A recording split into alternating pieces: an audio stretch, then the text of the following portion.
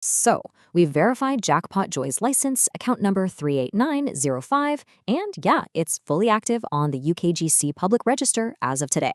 But that's just the official story. The real story here is a bit of a paradox. Right. In an industry where everyone is screaming more games, bigger bonuses, how does a site with a much smaller library consistently dominate the market? It's a real puzzle, and it really pits two completely different viewpoints against each other. The industry analyst looking at the corporate strategy, and the seasoned player who just cares about the actual, on-the-ground experience. So, from my perspective as an analyst, the answer always starts with the bedrock of any successful company: solid corporate stability and airtight regulatory compliance. Trust isn't just a feeling they're trying to sell you, it's a financial and legal reality. And this is where the picture really starts to come into focus. See, Jackpotjoy isn't some small, independent operator running on a shoestring. It's part of Bally's Corporation, a global, publicly traded entertainment giant. That backing provides a level of financial stability and public oversight that most of their competitors simply can't match. That brings us to their UKGC license. And you have to understand, this is not just a rubber stamp. It's better to think of it as a legally binding contract with every single player. It guarantees everything from fair play to responsible gaming protocols. It's a safety net. So when you first sign up and you run into that really strict verification process, that's not an inconvenience. It's actually a very clear sign that you're on a platform that takes security and its legal duties incredibly seriously. It's the price of admission to a safe and properly regulated environment. Okay, but that's the view from 30,000 feet, right? For the player who's actually on the ground, putting their own money down, trust is proven by something much, much more direct. For a player, all that corporate talk is really just background noise. Real trust, the kind that creates loyalty, can be distilled into one single powerful number: 0.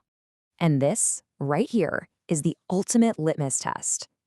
While the rest of the industry is trapping your winnings behind these complicated 35x, even 50x wagering requirements, Jackpotjoy has one simple, unbreakable rule. What you win is yours. It's real cash, instantly. No strings attached, no hidden terms buried in the fine print.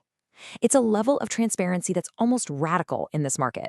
And this whole philosophy of no catches, it extends to everything they do. You see it in the fast withdrawals, you see it in the really highly rated app, and you definitely see it in the daily free games that actually pay out real prizes. The whole thing is designed to be frictionless and, well, fundamentally fair. But okay, this brings us right back to the paradox. If they're so focused on the player, why is their game library so small compared to everyone else? Are we looking at a genuine weakness, or is this actually part of the strategy? I mean, when you look at it visually, the difference is just stark. There's no other word for it. Jackpotjoy's library is like a small, curated boutique compared to the giant mega malls of their competitors, who boast thousands and thousands of titles. On paper, it really does look like a significant weakness. So let's look at these. Are they actually weaknesses, or are they the necessary trade-offs for a totally different kind of experience? Are we looking at a failure to compete on volume, or a deliberate strategic choice to serve a very specific type of player? Exactly. That strong bingo and community focus isn't just some distraction from the slots, it is the core product. It's a social hub. This is a very deliberate choice for a player who values interaction and a shared experience more than just an endless, anonymous library of games. And this is exactly where the analyst's view and the player's perspective click into place. The smaller library isn't a weakness, it's a deliberate choice. They've traded sheer quantity for a curated, high-quality, smooth experience that perfectly aligns with their overall brand of trust and transparency.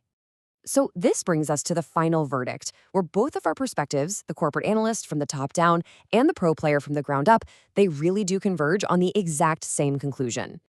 It's not a legend because of flashy numbers or a massive library. It's a legend because of its consistency and its radical simplicity. In a market that is intentionally confusing, it is dependably, refreshingly straightforward. So in the end, their leadership isn't a paradox at all. It's a powerful and very deliberate formula. It combines the top-down security of a corporate giant with the bottom-up trust that can only be earned through absolute player transparency.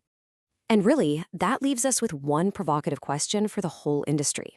In a market that so often feels like a race to the bottom with complex bonuses and hidden terms, is Jackpotjoy's model of radical honesty just a niche strategy, or is it maybe the only sustainable path forward?